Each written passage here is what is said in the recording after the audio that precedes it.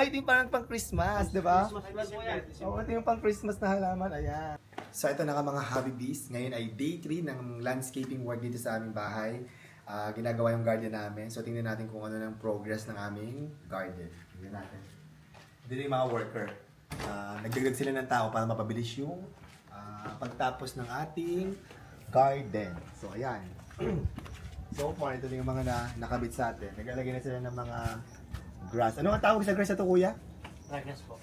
Frog grass. Tama, di ba? Frog grass. Tapos, so may mga halaman na dito. Yan, nakabit sila. Tapos, tinatapos nila yung pagkabit ng frog grass. Tapos, tingnan natin yung sa unahan. Ito na, pwede natin daan. Pwede na tapakan sila. So, ito yung unahan natin. Naglagay ng napakaganda niyan. This one, guys, is African talisay.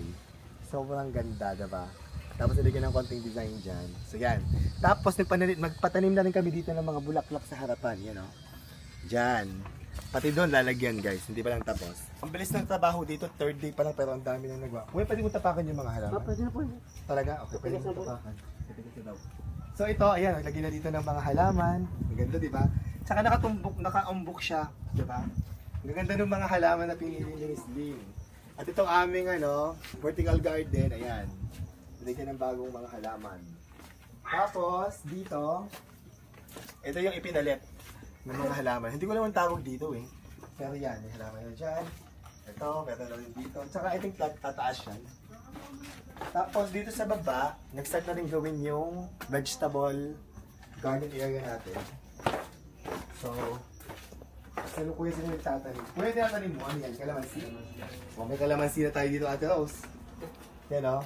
Ito yung gagawin namin parang mga vegetable area. Yung mga simple lang na pwede mong pitas-pitasin.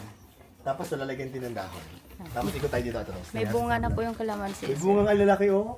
Ayan, may Ganda. bunga na. Tatanim na dyan. Tapos dito, hindi pa tapos. Yan. Sino tayo dito? Ay, talaga. Naglalagay sila ng lupa dito.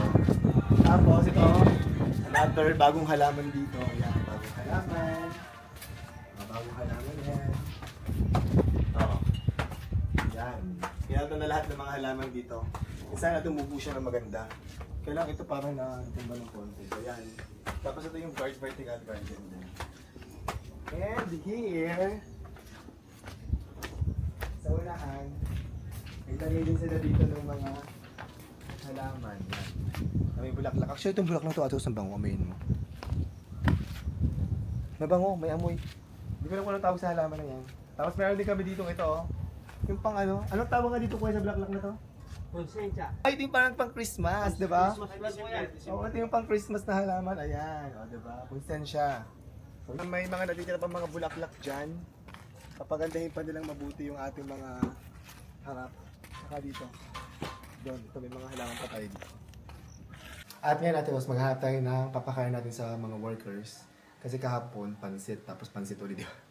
So ngayon, mag-tuna carbonara naman tayo. Meron ba tayong ingredients? Baka meron, hanap tayo. Mabilis lang naman ng tuna carbonara. Meron silang merienda. So nakakita tayo ng ingredients para sa tuna carbonara. So lutuan natin sila ng tuna carbonara. So luto na ang ating tuna carbonara. Lagyan na natin dito sa sauce. And ang kakain pala dito ay 8. Walo daw yung mga workers natin today. So minix ko na yung sauce dito sa pasta para isahan na lang, diba? Kukuhan na lang sila. Ay! Yan. Mix na natin itong carbonara sauce natin sa pasta. Para nakukuha na lang sila. Parang napadami ang sauce ko, Ate Rose. No?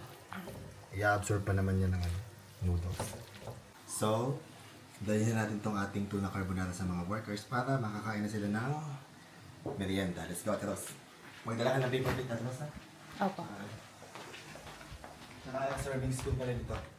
Opo, sir. Open lang ating pinchaway.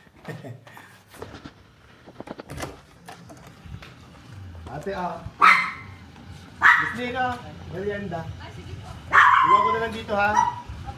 Tapos kuha na lang kayo dyan. Meron naman baso na dyan at saka paper plate na lang ato. Tsaka, Opo, sir. Kukuha. Thank you, sir. sige. Wow! Sige. Pakain mo sila. Ops!